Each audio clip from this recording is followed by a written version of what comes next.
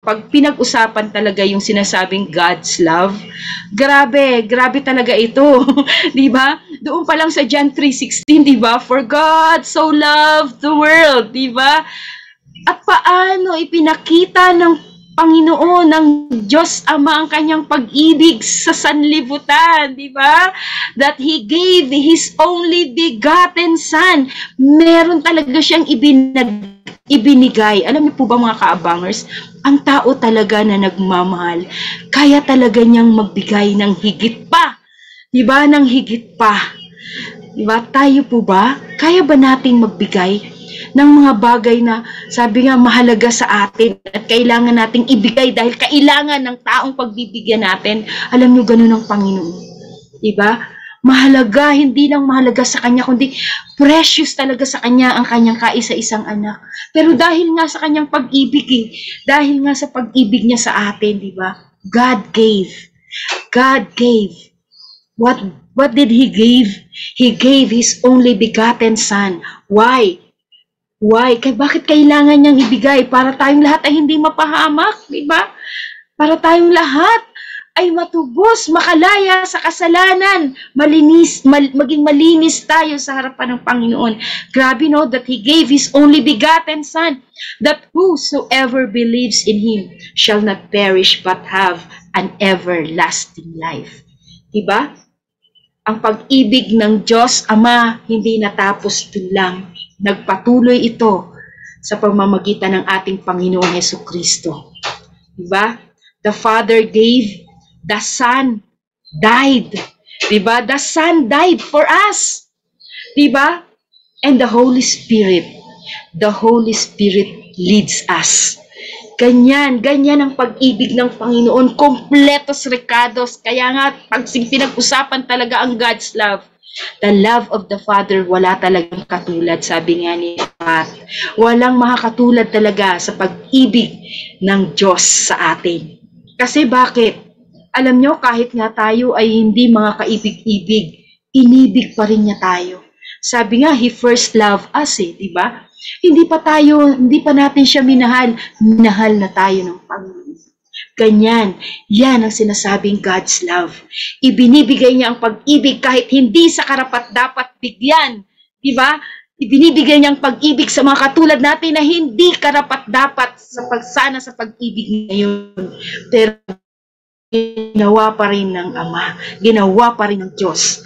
Diba? Namatay ang ating Panginoong Hesus dahil sa kanyang pag-ibig sa atin. Diba? Pag-ibig talaga. Kaya nga, 'di ba, doon sa ano, 'di ba, and the greatest of it is none other than love. 'Di ba? Love daw talaga ang pinakamahalaga sa lahat. Kaya mga kaabangers, ngayong hapon na 'to, excited na po ako.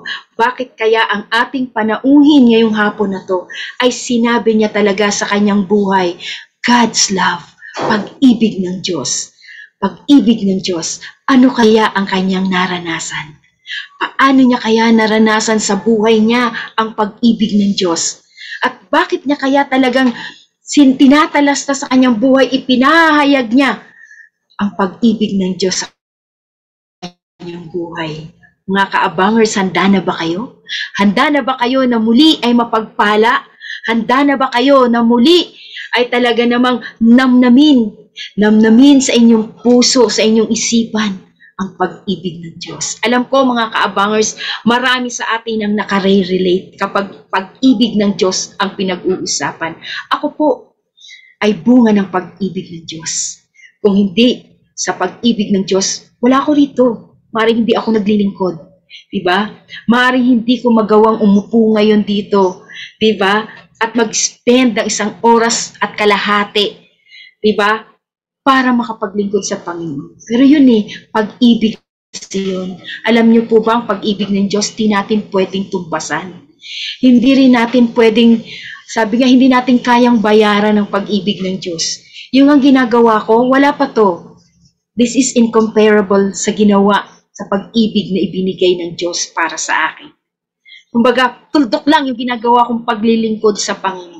Kaya alam niyo po ba, pag-ibig ng Panginoon ang pinag-uusapan, talagang yung puso ko talaga, di ba? Kasi alam niyo po ba, kung hindi talaga sa pag-ibig ng Panginoon, hindi ko mararanasan ang buhay na meron ako. Hindi ko mai-enjoy ang paglilingkod ko sa Kanya. Salamat sa Panginoon, salamat sa Kanyang pag-ibig na talagang bago araw-araw. Sabi nga ni Pats sa Lamentations, di ba? Ang pag-ibig ng Diyos ay bago araw-araw. Di ba? It's new every morning. Great is thy faithfulness. Hallelujah. Hallelujah. Salamat, salamat sa Panginoon. Good afternoon po sa lahat ng mga taga-Malaysia. Narito na po sila. Sa lahat ng mga taga-Pasig, Antipolo, yan. Mga taga-Cebu, yan. Good afternoon po, Pastor Walter. Ayan, meron. Good afternoon, Sister Susie Vasquez from Kuwait. Ayan, nandito na po sila. Salamat po. Good afternoon, Sister Razel Chua from Abulog, Cagayan. Ayan. From Montalban, Sister Maria Priscilla Eugenio. Pogi talaga ang tatay ni Deborah. Hello, Brother Richard and Sister Jonalyn from USA. Ayan. Sige po. Sige po. Hello din po kay Pastora Jo Hernandez ng Bawan, Batangas. Ayan. Sige po, habang pong pinaiinit ko po kayo at talagang pina-excite ko kayo tungkol sa ating panauhin ngayong hapon na to. Nanay Shoni Atienza, good afternoon po. At syempre sa aking sister in Christ from Masbate, Sister Melda Hakilmo, good afternoon po sa inyo. Good afternoon kay Sister Sonia Mantilla. Ayan. Good afternoon po sa inyo. Enjoy watching. Talaga pong huwag po kayong bibitiw. Ayan. Huwag po kayong bibitiw. Manatili po kayong nakaantabay dahil alam ko po sa inyo pong pananatili, kayo po ay mapapagpala. Diba? Mapapagpala po tayo ng ating pong ng kwento po ng kabutihan ng Diyos sa buhay ng ating panauhin. Kwento ng pag-ibig ng Diyos sa buhay ng ating panauhin ngayong hapon na to. Ayan. Sa mga taga Batangas, ayan sila Shekinah. Good afternoon po sa inyong lahat. At good afternoon po sa lahat ng inyong mga akay. Good afternoon po kay Sister Norma Sales Cades from Spain, if I'm not mistaken. She is from Spain. Ayan, nandito na po lahat ang ating mga kaibigan mula Luzon, Visayas at Mindanao at syempre mga kaibigan natin sa iba't ibang panig ng mundo. Ayan, dahil kumpleto na sila, dahil nakikita ko na dumarami na sila. Aba, ituloy na natin to. Ayan. Kaya wag na nating patagalin pa. Ayan. Tawagin na natin ang ating panauhin. Siya po ay nanggaling pa po sa Binangonan, Rizal. At syempre, isa po siyang lingkod ng Diyos. Ayan. Salamat talaga, Panginoon, sa pribilehiyo na binigay mo sa akin ngayong hapon na to na makapanayam ko ang ating panauhin from Binangonan, Rizal. God's love, none other than Pastor Arturo or Joel Roque. Ayan. Hello po!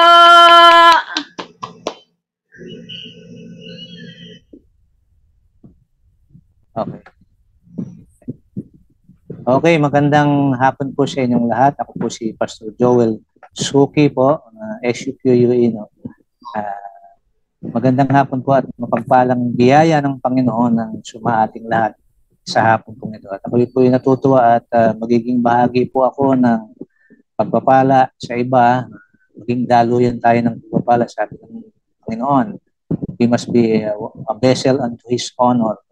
Tayo ay sisidlan ng kalwalatian, mga pagpapala at biyaya ng ating Panginoon. Good afternoon, everyone. Wow! Hello po, Pastor Arturo. Yeah. Sorry po, it's okay po at hindi Suke. po. Suke. Oh, Suke. Okay, it's the Roque. I stand corrected po. Sorry. Ayan. Okay, SUQUE. Suke. Yan. Kaya nandyan na ba kayo mga suke? Ayan, nandito na si Pastor Art. Suke. Amen.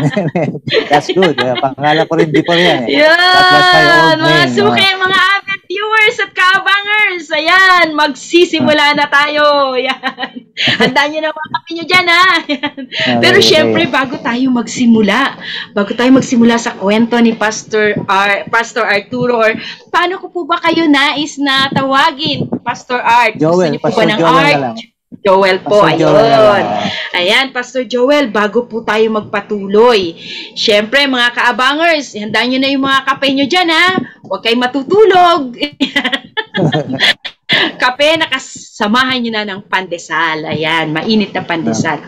Siyempre, dahil ang mga kaabangers po ay naghintay po sa atin ngayong hapon na to, Pastor Joel. Ngayon Okay. po, mari po ba namin kayong makilala pa ng lubos? Mari po ba kayong magpakilala? Sino po ba si Pastor Joel? Ilan po kayong magkakapatid? Sino po ang Okay. inyong mga magulang? At kung kayo po ay may asawa, siyempre, ilan po ang inyong anak? Okay, sige. Bago tayo mag-start, let's pray muna for a little while.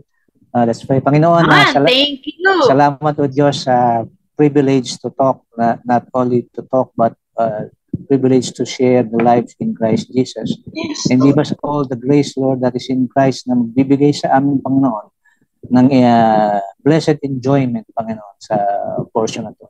Pagpalain mo po ang bawat isa, Panginoon, at hingi kami ng tawad sa amin. This is our prayer in Jesus' mighty name. Amen. Amen. Okay, so ako po si Pastor Joel. Ako po ay lumaki sa Pasig, isinilang ng February 18, 1963.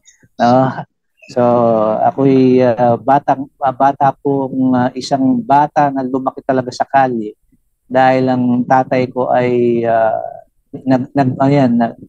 nung araw ay napakahirap po namin. Lumaki po ako sa kalye, hindi ho batang kalye, kundi laging nasa kalye kasi dahil walang isasaing, no? So naghahanap ako ng diskarte palagi. At nung ako yung mag-grade 1, nagsimula ako sa grade 1, ay laging ganun yung style, no? Ang laging ulam namin pare-pare. Yung bang sari-saring ulam, alam mo yung ulam na pinagsama-samang galunggong, torsilyo, halo-halo na kapag binili ng nanay ko. Sabi niya, mamili na kayo dyan. Pag may naligaw na pusit dyan, swerte nyo. So, liligis namin sa kamatis yon, sa usawang kamatis. Araw-araw ganon. So, papasok, uuwi ako. Yung hirap ko everyday hanggang sa dumating ako sa grade 3, no, papasok ako. Pagdating ko sa school, laging late. No? Late ako ng 1.5 hour. Uwi kami ng alas 11, kailangan makabalik kami ng 1. Dadating ako 2:30 kasi kukunin ko pa yung bigas. 1 kilo doon sa nanay ko sa palengke. Tapos iuwi ko pa sa bahay, isasaing pa. Pagtapos isasaing, siyempre natulog na ako. Pagkatapos maluto, tsaka ako kakain, tsaka ako papasok. Tapos sasabihin ko sa teacher ko, pagpasok ko, kakatok ko, good morning classmate, good morning teacher, I'm sorry, I'm late today. May I nakabisado ko. English kasi spoken kami ng araw. English spoken kami nung araw. I'm sorry. Nakabisado ko yun kasi araw-araw ko, routine yun. Lagi akong late. So pinatawag ako ng teacher ko, sabi niya, patawag sa akin magulang. Then ito na yung diskarte. Sabi ng teacher ko, tawagin mo magulang mo rito. Call your parents. All else, ibabagsak kita. Sabi ko, sige po, tatawagin ko. Then sabi ng tatay ko, dumiskarte tatay ko dahil lagi puyat ang tatay ko. Nagmomonte yun eh. Nag-aabang ng monte nung araw yung barahan. So para kumita siya sa gabi puyat, kaya hindi siya pwede pumunta. Kaya sabi sa akin, sabihin mo sa teacher mo, busy ang tatay mo sa gabi. Ihatid mo siya para hindi na mag-question. Kaya inihatid ko siya. Kukunin ko yung gamit. Pagkuha ko ng gamit niya, ma'am, akin na po. Para hindi niya na ako tanangin, ihatid ko na po kayo sa inyo. So, hindi niya na ako tinanong nung inihatid ko consistently. Araw-araw, tuwing lalabas, uuwi na kami, hawakan ko yung gamit ng teacher ko, ihatid ko sa kanya, pagkatapos doon ako mananangalian sa kanila, nakakaligo na ako ng tanghalian. Diskarte na naman. Doon ako nakakatikim ng adobo. Adobong manok. So, naging mabait sa akin yung teacher. No? So, hindi na pinatawag yung tatay ko hanggang sa lumipat ako sa ibang school. Pagdating ng grade 3, no, in my experience, grade 3, actually, grade 3, puro pa rin diskarte. Para magkabaon ako, ang ginagawa ko, papakopya ako ng assignment dahil tamad yung classmate ko. Papakopya ako dahil may merienda siya, masarap yung merienda niya. Pagkatapos ko kumopya ko, kontratahe ko, mamaya, ati tayo. Hatian ako ng merienda. So, yun, nakaka-survive ako dun sa aking pag-aaral. Dahil ang baon ko lang araw-araw to tell you, avocado na may asukal sa ibabaw. Yun lang, walang pera. No? Talagang talagang mahirap eh. So, gumraduate ako na bago magtapos ng grade 6, puro diskarte pa rin. Gigising sa umaga, magkakarton, no? So that elementary, magtutulak ng karton sa umaga, magbubuhat, bibigay ko sa tatay kong pera, tapos yung baon ko na isang linggo yun. At yun yung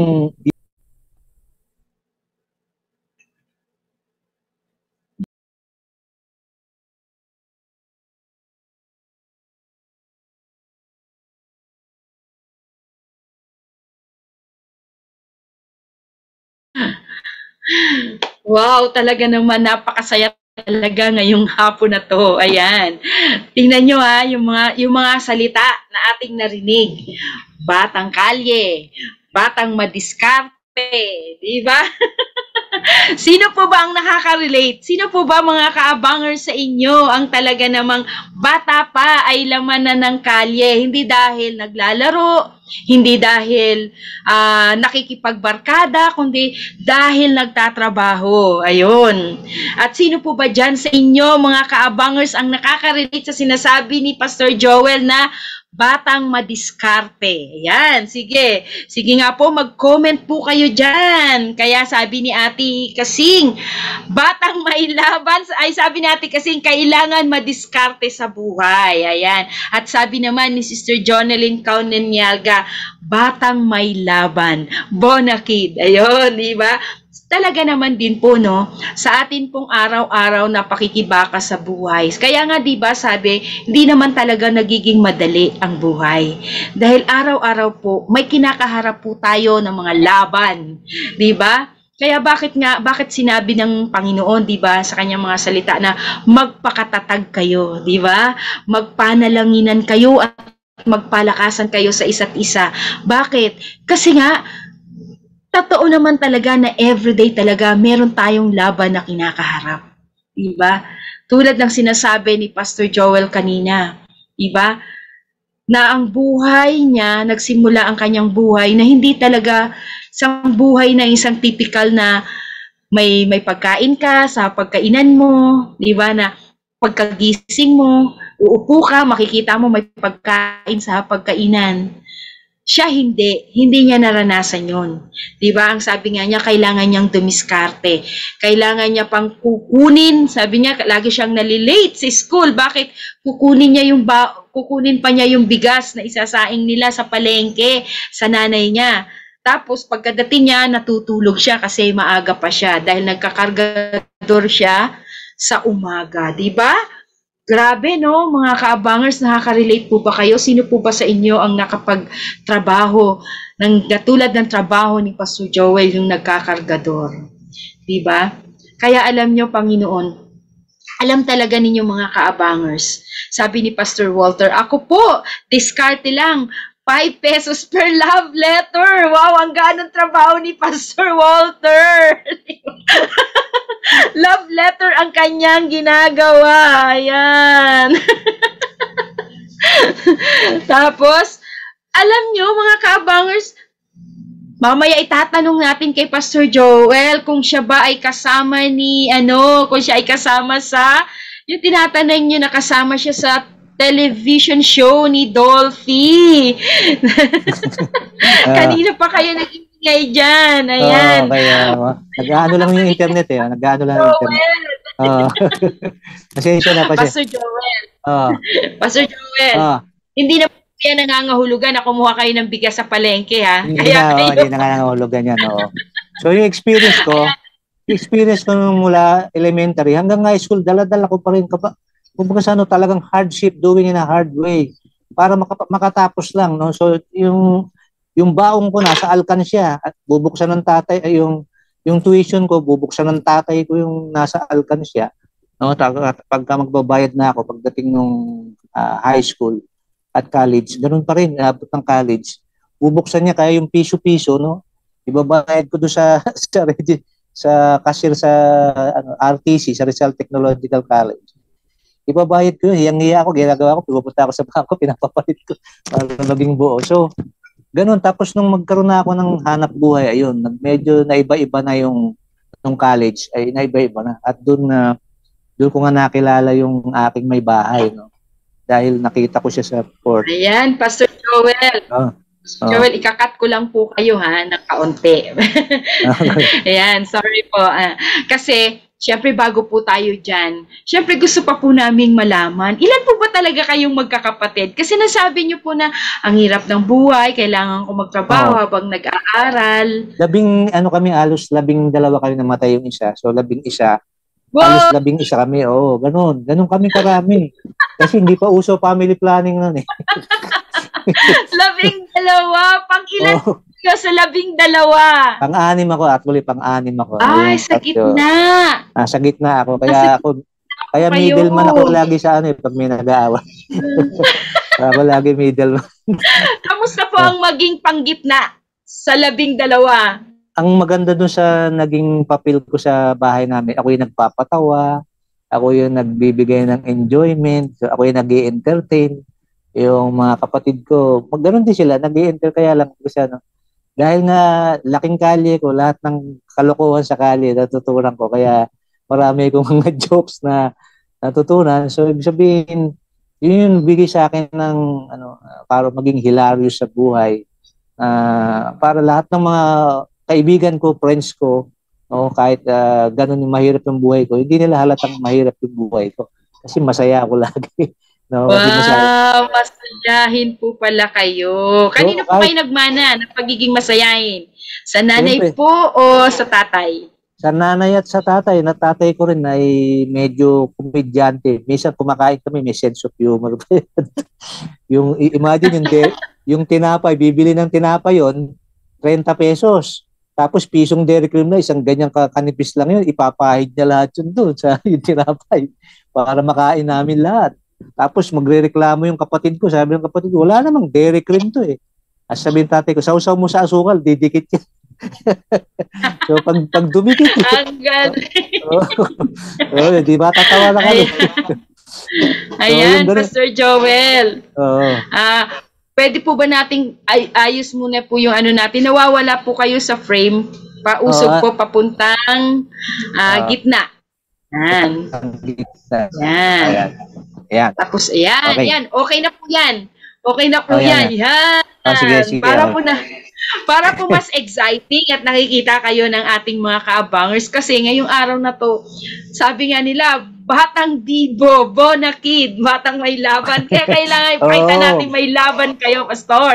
Batang dibo talaga. Ayan. Tuloy po natin, nagkwentuhan natin ngayong hapon na to, Pastor. Tapos po, nung ikaw ay lumalaki na, teka, nakaranas din po ba kayong mapalo? Nako, yan yung hindi nawawala. Alam mo yung pamalo ng tatay ko? Yung dahon ng sanga ng bayabas, tatanggalin yung dahon. Sakit nun. Sakit nun. Kaya nga kami, pag sumipol ang tatay ko, kusasa ka na dumadaan sa pader. Tapos nasa loob na kami ng bahay lahat. Ganun ka-disciplinaryo. Kasi pag ikaw nahuli ng tatay ko, nasa labas, papaluin ka. Pag pinalo ka, sabi siya, huwag kang iiyak. Kaya tatakpan ko yung mukha ko. Pag pinamo hindi ka makakaiyak talaga. Dahil huwag kang iiyak, susundan eh. Sunod, lumaki kami sa ganun sa palo. Lahat kami. Kaya nga, yung disiplina, naranasan ko yung disiplina talagang pinaranas ko rin sa mga anak ko yan, pero hindi ganun ka, tatay ko talaga pag namalo, sanga ng bayabas, di ba? Sa ngayon, hindi na. Oo, grabe yun. Talagang natiis namin yun. Pero ang kagandahan nun, hindi kami lumaking rebelde. Hindi kami naging rebelde sa magulang namin. Dahil alam namin kung bakit kami dinidisiplina ng tatay ko. Kaya, yun yung paglaki namin.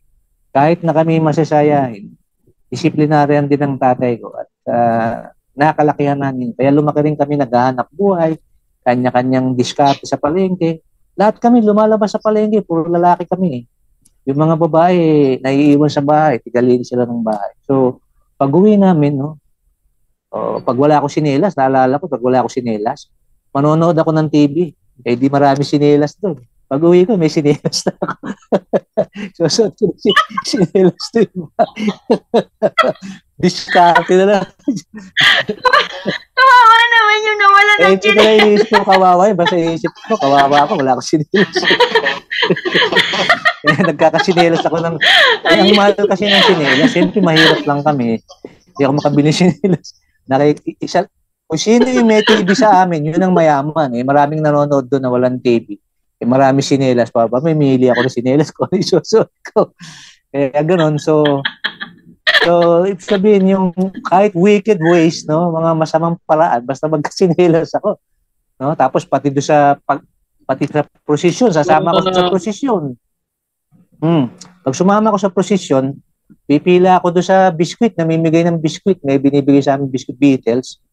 Nakakalimang pila ako, iba-iba itsura pinapakita ko. Kanina ka pa.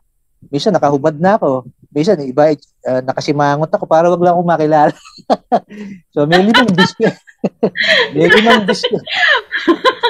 limang biscuit na ako, iuwi ko sa amin. Hindi ako kasi nakokontento na isa lang. So ganun nakakaano. Parental guidance. Wag po natin gagayahin. Lumang buhay po ito. Lumang buhay po. Kaya ako ginagawa yun for the sake of survival lang. Dahil nga mahirap kami. No? Ganun talaga yung kahirapan.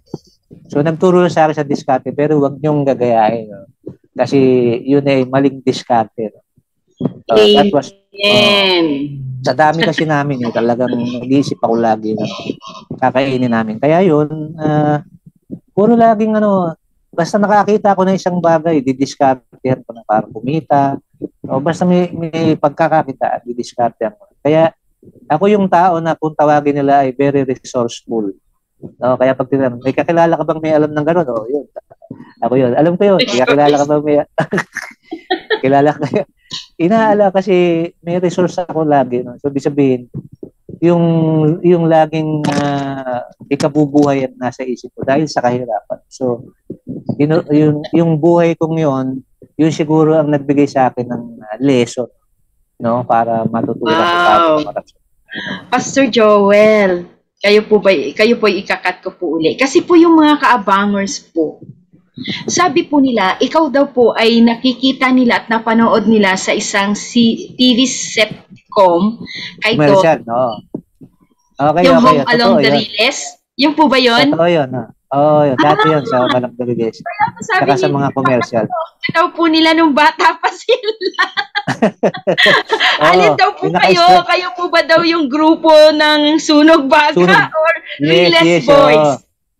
Nung mawala kasi ako ng trabaho, siyempre, may nagkatubig ako sa Baga. Ayoko na ng hard na trabaho. So, naghanap ako ng trabaho na nag-shooting ako. Sumama ako doon sa mga pelikula, yung kahit background lang, no?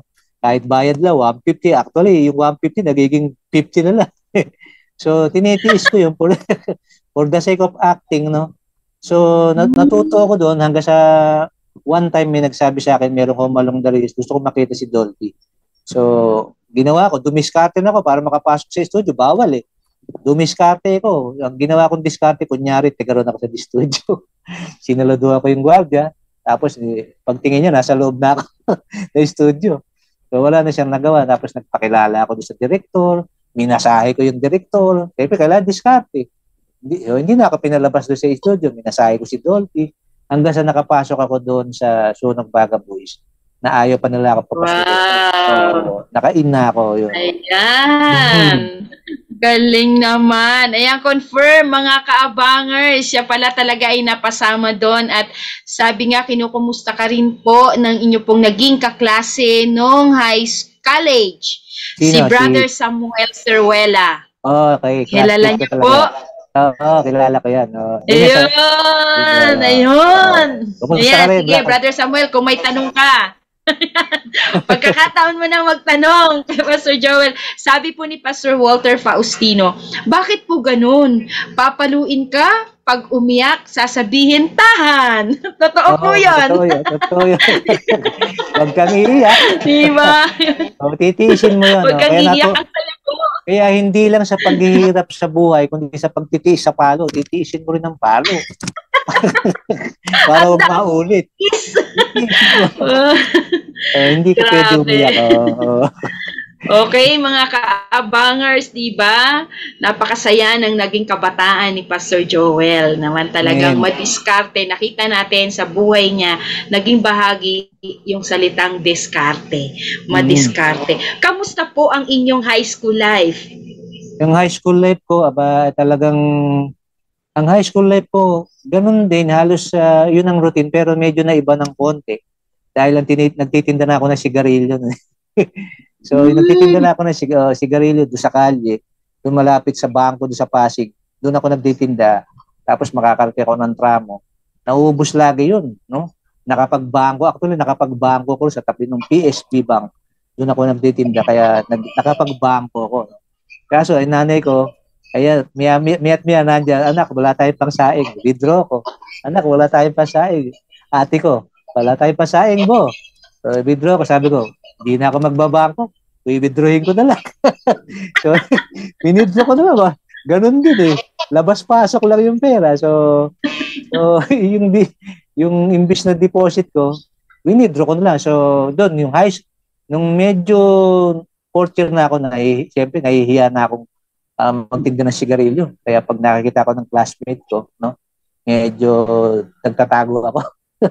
No? Pero sabi ko, bakit nahihiya ito? Kaya pinapalang ko na mukha ko kahit sabi ko, naghanap buhay ito eh. So, nagtitinda ako ng sigarilyo, nag-aaral ako. So, may pambili na ako ng damit, no? Tuwing linggo, magsisimba ako, may bago yung t-shirt ko, lakos. Tigdo 12 pesos na sa palengke. 12 pesos. Yung mga lakos na pampalengke lang. Lakos na, may tatak na lakos lang. Pero mga bargain lang. Tapos yung brief ko, doon ako nakabili ng brief. Kasi yung brief, yung brief namin ng araw, palitan. Side A, lang. Side B. Oo, side A, side B lang. Babalik ka rin lang. Ano? Okay, lalaban mo ngayon. Kailangan matuyo bukas. No? So, ganun kahirap talaga para magkaroon ka ng brief, mayaman ka o parang may pera. So, nung natuto na ako, no, tatlo na brief ko, nakakabili na ako ng brief kahit bargain lang sa palengke, 395. So, yung nagsimula noon, yun, parang medyo asenso na ng konti yung aking dahil nagtitinda ako sigarilyo, tapos sa madaling salita, may kita na ako. So habang nag-high school ako, tatay ko naman, may kita rin tatay ko, nagtitinda rin sa palengke. So nagtutulong kami sa tuition ko, no? Pagka wala akong pan-tuition, siya magbibigay. Pag ako meron, di na ako humihingi. So ako yung pumipila. Hindi siya pumipila. Ako pumipila sa tuition. Kaya natuto kong pumila sa tuition fee. So, yun yung nakayanan ko. Iniwan na ako ng tatay ko. Bata pa lang ako. Iniwan ako sa grade school. Ngayon, binabantayan yung mga bata eh. Ako hindi. Iiwanan mo ako. Kaya kong mabuhay. Iwanan mo ako. High school, iniwan ako. So, yun yung high school life ko. At, wala, basta yun lang nasa isip ko lagi. Maghanap buhay, kumita. Yung mga crush, wala yan. Ligaw tingin, halik hangin lang. Wala nang time, Pastor. Wala nang time doon, oh. Ano lang. Kasi ang isip ko lagi, paano kami kakain. Lagi bang nasa isip ko, paano kami kakain. O, kaya tuwing uuwi ako ng bahay, sana ko didiskarte ngayon para kumain ako ng maayos. Grabe, no? Mamaya po, anuhin natin yan, yung salita. Paulit-ulit niya yung sinasabing diskarte. Pero aalamin pa natin yan, mga ka-abangers. Pastor, ibig sabihin po, natapos niyo po yung 4 na taon niyo sa high school. Naging routine niyo, nagtatrabaho. Nakatapos ako noon. Talagang sa awa ng Diyos at talagang tiyaga-tiyaga lang sa pag-aaral. Hindi ako mahusay sa mathematics, hindi ako mahusay sa pero matyaga lang akong mag-aral. Siyempre, alam mo, diskarte, pagka malapit ka ng bumagsak, sip-sip sa teacher. Hatid ko yung teacher, no, maglilinis ako ng kwarto. Para yung grade ko, imbis na ma-downgrade, mag-upgrade. Lagi ka, alam mo, Pastor, totoo talaga sa inyo, no, ang buhay, labanan. Dapat Labanan, may oo. battle plan ka. Battle Diba? plan, At oo. sa inyo po, Meron lagi plan kayong din. may battle plan. Oo. Pag How to nakatalo ka win. doon, Diba? The battle. I have to win the battle, di ba? Although there is war, you have to win the war in the battle. Laging may battle di ba? So, sabihin, pag alanganin ka na, mag-isip ka na, di ba? So, magpapasa na ako ng papers, dito basta yung mga project, magtatanong na akong project. Pag sinabi magdala ako ng bunot, sa anumang paraan, magdadala ako ng bunot. Kahit sa anong paraan. So, tapos pinag-project nga ako ng sir ko, no? Nung high school ako, wala akong pambili nung yung gagawa ako ng, ano ba tawag dito? Yung toolbox. Hindi, medicine cabinet. Medicine cabinet. Ang mahal ng plywood, ang mahal ng pintura. Sabi ko, ano kayo makita? Nakakita akong itinapon na kahon. Pag ganyan, patatsulok di nakita ko, kinuha ko, patatsulok. Parang bahay na kalapate, may butas pa sa gitna. Pinintahan ko yun, tapos sinabit ko sa sir ko. Sabi na sir ko, ano ba to? Sabi niya, ito ba yung medicine cabinet? Bigyan ko lang na MD, medicine cabinet. Tapos sabi ng sir ko, ito ba yung medicine cabinet? Bahay yata na kalapati to, pininturahan mo lang. So para lang may sabit ako. Tinanggap niya naman, sabi ko, tinanggap niya. Kahit pa paano, kahit palakol pasado. So ganun. Pasado pa rin, practical arts Para-paraan lang daw po yan. Win-win dapat lagi. Yan. Galing, no? Sabi ni Pastor Walter, side A, side B, parang banda lang Yan. Napakakwela talaga at ang sarap kausap ni Pastor Joel. Siguro lang talaga mahina ang kanyang internet kasi nawala na naman po siya. Ayan. Pagpasensyaan po natin mga kaabangers. Talaga naman, natutuwa po ba kayo at nakaka-relate po ba kayo? Nasusundan niyo po ba yung kwento ni Pastor Joel, no? Talaga naman, hindi mo talaga, sabi nga niya lahat ay dinidiskartehan niya, di ba? Kaya alam niyo mga kaabangers, una talagang ibinigay sa atin ng Panginoon, kahit di pa tayo nakakakilala. Una, pag-ibig, di ba? At yung pag-ibig ng Diyos, di ba? Binigyan na rin niya tayo ng karunungan Naniniwala ako na si Pastor Joel, kahit hindi pa niya, wala pa siyang, sabi nga, hindi pa ganon ka-establish ang kanyang relationship sa Panginoon. Siya ay binigyan na ng karunungan ng Diyos. Dahil di ba sabi nga, dumidiskarte na siya. Pero minsan lang yung sinasabi nating diskarte sa buhay. Minsan kasi baka rin tayo ay malunod sa salitang diskarte na sabihin, akuin natin yung karunungan, yung kahusayan, ako to. Diba? Kaya minsan mag-iingat tayo dahil hindi naman porke sinabi mo na madiskarte ka, iyon na lahat yung credit. Diba? So, let us give the credit to whom the credit is due. Diba? Yung karunungan na yun, naniniwala ako na yung diskarte na meron si Pastor Joel, galing talaga iyon sa Panginoon. Diba? Galing talaga iyon sa Panginoon. Wow, mga kaabangers, siya po ay nawawala na naman po. Sige, mga kaabangers, ano po ba ang inyong gustong itanong? Ayan, para mamaya ay masagot ng ating pastor. Diba? God's love. Diba? At alam nyo, naniniwala ako, no? Dahil nga, sinabi nga ni Pastor Joel na ang gusto niya na tema ng kanyang buhay, patotoo ngayong araw na to, is all about God's love. Alam niyo po ba na talaga naman, ang Diyos, bahagi ng kanyang pagmamahal sa atin ay yung kanyang plano. Kaya naniniwala ko yung nangyayari sa buhay ni Pastor Joel na kapag meron siyang pangangailangan, nakakuha siya ng solusyon, may provision ang Lord. Diba? Bakit? Kasi bahagi ng pag-ibig ng Diyos na sinasabi niya, God loves us, and at dahil mahal tayo ng Diyos, meron talaga siyang plano para sa atin. Diba? Mahal tayo ng Diyos at ang Diyos, meron siyang plano para sa atin. Alam niyo po ba yan, mga kaabangers? Amen po ba dyan? Kaya nakita ninyo, no, nung nangailangan si Pastor Joel ng simple lang yung kanyang pangangailangan, project. Medicinal cabinet or medicine cabinet, diba? Nakakuha siya, nakakita lang siya ng isang object. Pero naniniwala ko, provisions yun ng Lord. Dahil, kung hindi nagpo-provide ang Panginoon sa kanyang buhay, hindi magkakaroon ng kaganapan din ang plano ng Diyos sa buhay niya. Kaya mga kaabangers, kung kayo ngayon may mga pinagdadaanan kayo na sabi nga ni Pastor Joel kanina, mahirap ang buhay, di ba? Mahirap po talaga ang buhay. Pero habang tayo'y nakikibaka sa buhay, gusto ko na ilagay ninyo ito sa inyong puso, sa inyong isipan, na ang Diyos, alam ng Diyos ang sitwasyon na meron tayo. At lagi nating tatandaan, mahal tayo ng Diyos. At dahil mahal tayo ng Diyos, may plano siya para sa atin. Sabi nga niya sa Jeremiah 20:11, no? It is the Lord that declares, di ba? Ang Diyos ang nagdideklara. Ang sabi ng Diyos, for I know the plans I have for you, di ba? Declares the Lord. Alam ko yung plano na meron ako para sa iyo.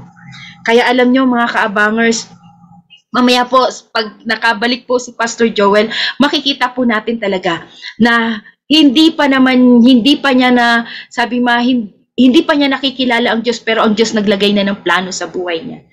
Parang ako din lang, di ba? Hindi ko pa nakikilala ang Panginoon, pero hindi ko pa na-establish ang relationship ko sa Panginoon, pero ang Diyos naglagay na siya ng plano sa buhay ko. Ganon din kay Pastor Joel, naglagay na siya ng plano sa buhay ko. At ano yung planong ito? Ano yung planong ito na sinasabi niya sa Jeremiah 29:11?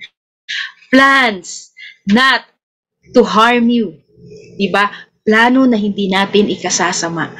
Plano na hindi natin ikapapahamak, di ba? For I know the plans I have for you, declares the Lord. Plans to prosper us, di ba? Hindi natin yung plano ng Diyos ay hindi plano na ikasasama natin, kundi plano, di ba? For us to prosper. Ano ba yung tinatawag na pag sinabi ba ng Diyos na prosper, ito ba ay nangangahulugan ng material na bagay? Di ba? Alam niyo po ba, sa Diyos, prosperity means hindi nangangahulugan ng material. Ano ang meron doon? Pag-ibig na umaapaw niya. Di ba? Ang kanyang pag-ibig na laging bago araw-araw. At ano pa yung tinutukoy dito ng Diyos na magpo-prosper tayo, na mananagana tayo. Hindi lang mananagana tayo sa pag-ibig ng Diyos, mananagana din tayo, di ba, sa pag-asa, di ba, plans to prosper you and not to harm you, plans to give you hope, di ba? Kaya mga kaabangers, kayo po ba ngayon na may mga mabigat na dinadala sa buhay, may mga sitwasyon ba na feeling ninyo ang hirap-hirap ng dalhin? Ang sabi ng Diyos, I have plans for you. Plans not to harm you, but plans to prosper you. Plans to give you hope and a future. Kaya kung kayo ay may mga pinagdadaanan ngayon, lakaran nyo lang yan. Diba? Sabi nga proseso yan ng Panginoon. Dahil wala naman talaga na nagbigay, na ibinibigay na lang ng basta-basta. Tulad din yan ng nanay at tatay natin, di ba? Ng ating tatay. Kapag ba tayo ay nagbibigay at wala tayong ginagawa para sa kanila, di ba? Sa palagay mo, pag humingi ka ng 5 piso, bibigyan ka niya ng 10 piso kung ikaw ay hindi naging mabuti at di ka naging masunuri. So, ibig sabihin, kaya dinideklara ng Diyos yung plano niya. Gusto rin kasi ng Diyos. Ipinapaalam niya sa atin na siya ay may plano sa atin. Bakit? Para tayo, lakaran natin yung plano na yun. Ibig sabihin, may gagawin tayo. Hindi na yung, alam ang Diyos naman, meron naman siyang plano sa akin, kaya mauupo na lang ako. Diba? Mauupo na lang ako dito. Hintayin ko na lang yung plano ng Panginoon. No, mga kaabangers, may gagawin tayo. Meron tayong gagawin. Diba? Para yung plano ng Diyos ay talagang, sabi nga, magkaroon ng katuparan sa ating buhay. Sabi ng Diyos, may pag-asa naman ako So kahit maupo lang ako dito, di ako magtrabaho. Diba? Kahit maupo lang ako dito maghapon, sabi ng Panginoon sa kanyang salita, may pag-asa ako, may future ako. Hindi ganun. Diba? Managana tayo sa pananampalataya. At dahil sumasagana tayo sa pananampalataya natin sa Panginoon, may gagawin din tayo. Ipoproseso din tayo. Bakit? Alam niyo po ba yung Jeremiah 29:11? Naalala ko lang nung sinabi ito ng Panginoon. Ito yung panahon na ang mga Israelita ay talaga naman, di ba, dahil nga sa kanilang pagiging matigas ang ulo at sabi nga, hindi sila pagiging mareklamo, di ba, dumaan ang mga Israelita sa mga pagsubok. Kaya sinabi ng Diyos na hindi ko ginagawa ang mga bagay na ito dahil para kayo ay pahirapan, kundi para makita ninyo na ako ay may plano para sa inyo. So, tayo man minsan, kahit may mga pagkakataon sa buhay natin na we tend to disobey God, still God has a plan for us. May plano pa rin ng Diyos sa buhay natin. So, kaya nga sabi, magpatuloy tayo. Kaya ang mga Israelita, kahit ganun sila, nagpatuloy sila kahit may mga pagkakataon sa buhay nila. 'Di ba? Na sila ay dumadaan sa mga disyerto ng buhay nila, sa mga disyerto ng kanilang mga disyerto ng buhay nila. Nandoon ang Diyos na nagsasalita sa kanila. I have plans for you. Pero hindi mangyayari ang plano ng Diyos kapag di natin nilalakaran ang kanyang kalooban. Gaya ng nangyari sa buhay ni Pastor Joel. Actually, he's back again. Ayan. Ang galing, no? Para tayong nanonood ng isang show, di ba? Na talaga naman, nako talaga, Pastor Joel, ang mga kaabangers ay talagang anong tawag nito? Binibitin natin sila. Bakit? Kasi para hindi sila umalis. kaya doon sa mga umalis, hindi ninyo matatapos at hindi talaga masasatisfy ang inyong cravings sa kabutihan at pag-ibig ng Panginoon. Ayan, nandyan na po ba kayo, Pastor Joel? Nandito na. Okay. Lumipat na ako para malakas yung internet. Ayan. Okay. Grabe, no? Di ba? Yan ang pag-ibig ng Diyos, di ba? Hadlangan man tayo, di ba? May humadlang man, pero ang pag-ibig ng Diyos magtutuloy-tuloy yan. Diba? Sige, Pastor Joel. Ayan. Sabi niyo po kanina, natapos niyo po yung high school niyo. Diba? Okay. So, nakapag-college din po ba kayo? Oo, ako ng college. Actually, nakatungtong ako ng stage. Kaya lang, undergrad pa rin kasi yung hindi ko na kumpleto yung siguro 3 units lang yon or 6 units. Pero pinag-graduate kami, hindi na ko na naasikaso dahil nagtatrabaho na ako. So sa madalit salita ay gumraduate ako ng business technology majoring marketing. Pero hindi ko nagamit yung aking kurso ng marketing. Gusto ko talaga maging marketing manager salesman, gano'n. Pero hindi ko nagamit, ewan ko, nagtrabaho na ako sa isang kumpanya, yung trade company, yung Allied Trade Company, na regular ako doon, parang nawalan na ako ng ganang mag-apply sa iba dahil na regular ako. So doon ako nagsimula ng yung kumita, no, overtime palaging.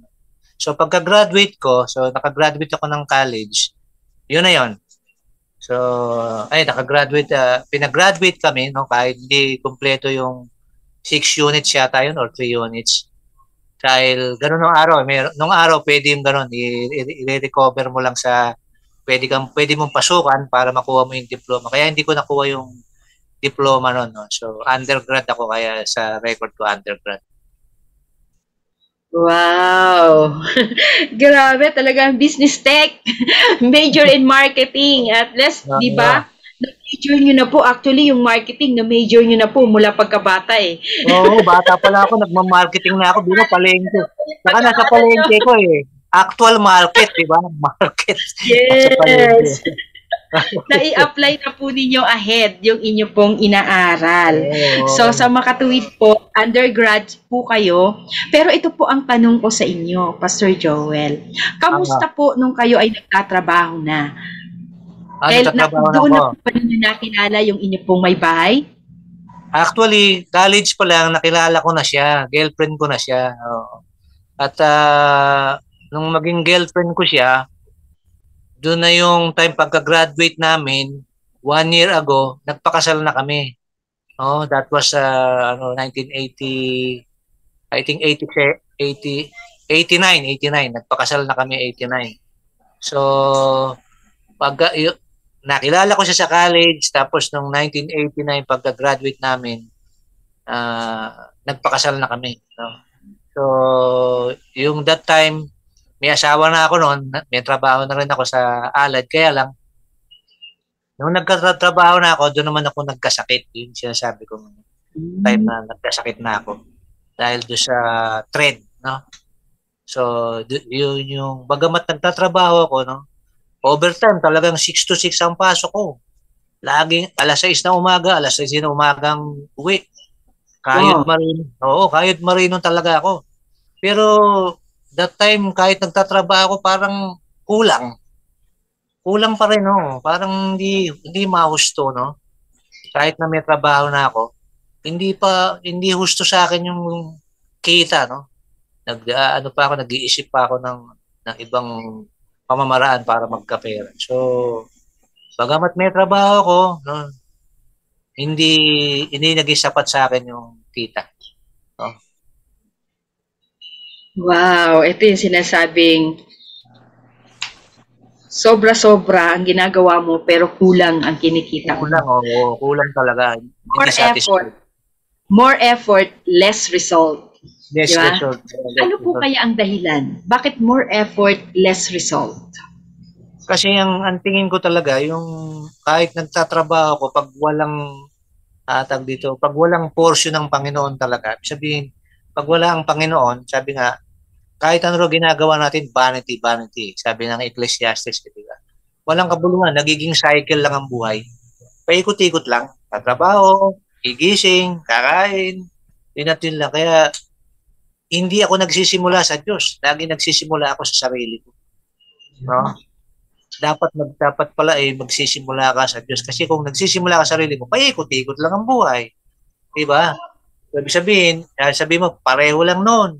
Ganon din, pare-pareho lang. Umiikot lang ang buhay. Kaya wala akong nakikitang pagbabago. So, pag sinabing paikot-ikot, walang pagbabago yun. Walang changes eh. Kasi walang starting point eh. Diba? Kung wala ka sinisimulan, wala ka rin tatapusin. So, wala ako sinisimulan. Kahit bagamat nagsisimula ako magtrabaho, wala ako sinisimulang magandang simula lagi. No? Para sa akin, sa sarili lang, hindi para sa Panginoon. Totoo po yun, no? Nagsisimula lagi sa sarili. Sabi nyo nga po, nagsisimula kayo sa sarili lagi. Dapat pala, sa Diyos kayo nagsisimula. Ito po ba yung sinasabi ninyo, nagsisimula lagi sa sarili? Dahil po, alam nyo sa pagkabata nyo, na kayo ay madiskarte na.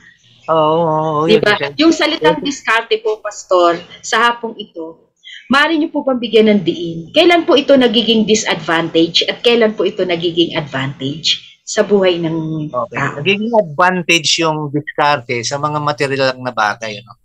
Advantage lang siya sa mga yung may makakain ka, magsusurvive ka, pero hindi siya disadvantage siya sa satisfaction. Hindi ka pa rin satisfied.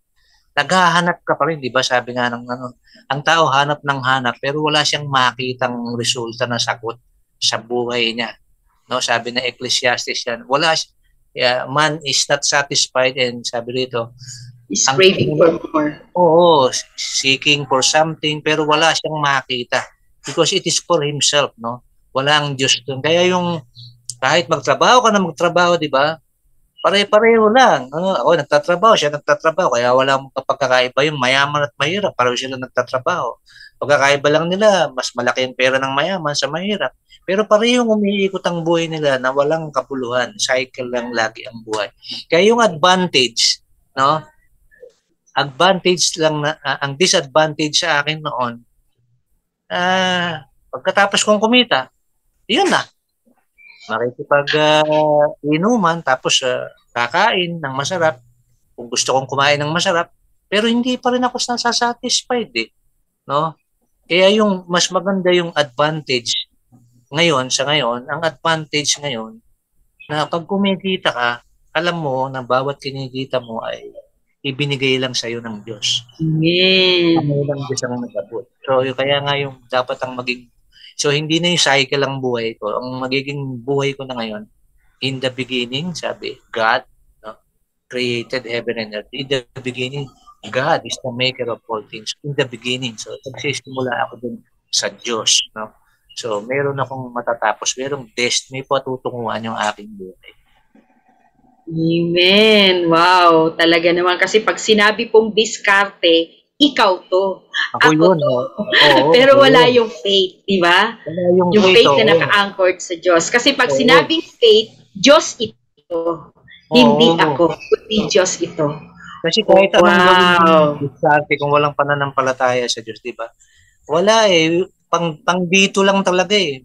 Maiinis ka, sabi, magdalito, magpe-pain ka, malulungkot ka pag hindi mo na-attain yung isang bagay. Pero sa Panginoon, walang discouragement, no?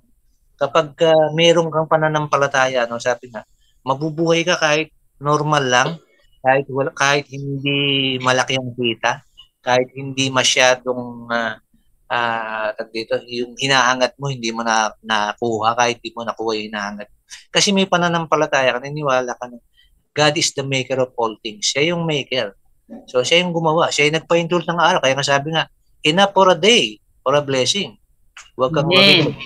huwag kang maging anxious, di ba? Kaya yung Yes. pananampalataya, inalis ako doon sa anxiety. Anxiety of life, anxiety of being anxious kung ano kikitain, kung paano Amen. kikitain, no? Laging ganun. Para sa pamilya, para sa sarili. Pero yung para sa Diyos, wala. No? Wala. Wala yung para sa Diyos. Pero yung pananampalataya, lahat ng ginagawa, Wow. tama ba to, Lord? Tama ba itong ginagawa ko? Paayon ba sa kalooban mo to? Natutuwa ka ba rito? So, ibig sabihin, yung conviction natin ay mabuhay ng matuwid kahit na hindi gaano kalaki yung resources. No, sabi nga ng mga matatalinong tao, ang pera daw ay hindi dapat nasa puso, no? Nasa isip, dapat nasa bulsa lang.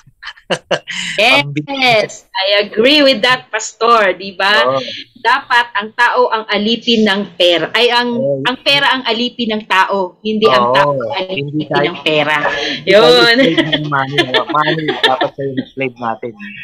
Ano yung slave Alipin tayo natin ng ng money? pera. Hindi tayong Oh, alipin ng pera. Galing. Yan. Pastor Joel, kailan po ninyo na-encounter ang Panginoon? Kailan at paano niyo po na-encounter ang Lord? ma-encounter ko ang Panginoon, yung nga nagkasakit na ako noon, nasa tubig sa baga, di ba sabi mo yung interview mo kanina, nagkasakit ako sa baga, nagpagamit ako sa isang doktor, yung doktor ng tuberculosis, sabi niya sa akin, 7 gamot iinumin mo. No? Sabi ko, dineclare ko, sabi ko, hindi ako dyan gagaling. Ang Panginoon magpapagaling sa akin. So, nung gumaling ako, sa madali salita, okay na yung baga ko, cleared na. Magaling na, pero may light na lang. Pero pwede na akong pumasok sa trabaho. Nakapasok ako sa trabaho at nung makapasok ako sa trabaho, pag-uwi ko, that was 1993. 1993. No, so nagtrabaho ako pag-uwi ko ng bahay, gumaling pala ako, sorry. Gumaling pala ako 1991, nagtrabaho ako sa Electrolux. So nagtrabaho ako sa Electrolux, natapos yung kontrata, may conviction na ako sa gawain. Yung linggo, sabi ko, para sa Panginoon. Hello. Narinig. So, may conviction na ako. Yung Shangri-La Plaza Crossing, no? Nilinis ko yan bago magbukas yan. Nagustuhan ako ng supervisor, sabi supervisor, Sabado nun, overtime ka bukas ng linggo ha. Sabi sa akin overtime mo ng linggo bukas, sabi niya gano'n. Sabi niya, kasi masipag ka, sabi niya, mare-regular ka. Sabi ko, sir, hindi po pwede kasi nagsisimbaw kami ng linggo kasama ko pamilya ko. So, sabi sa akin, if you don't work tomorrow, better resign. Sabi ko, sir, yes, thank you, sir. Nag-thank you pa ako. I resign. Talagang matindi yung conviction ko. Nag-resign talaga ako. Ayoko nang pumasok ng linggo dahil para sa Panginoon yun. So yun, that time nakapasok ako sa Robina. May piyuhin ako sa Robina. Nung pumasok ako sa Robina, pag-uwi ko ng Wednesday, pumunta ako sa Pasig, tumatambay ako doon pag uwihan ko para makapag-tropa-tropa. May Bible study ron, in-invite ako sa Bible study. At no, nagpatotoo ko, that time, 1993, nagpatotoo ko. Nung nagpatotoo ko, pinabalik na ako nung Wednesday. nagpaalam na ako sa sir ko, mag-overtime naman ako yung Wednesday. Overtime sa Rubina, yung sabi, overtime ka ngayon, ha? Sir, hindi po pwede, may prayer meeting po kami. Pag overtime mo nyo na ako mula Monday, Tuesday, Thursday, Friday, Saturday, wag lang Wednesday. Pinanindigan ko yun. O sige, basta gano'n, ha? So yung sir ko, pumayag. Kaya tuwing Wednesday, overtime kayo lahat. Except Joel. Si Joel may prayer meeting.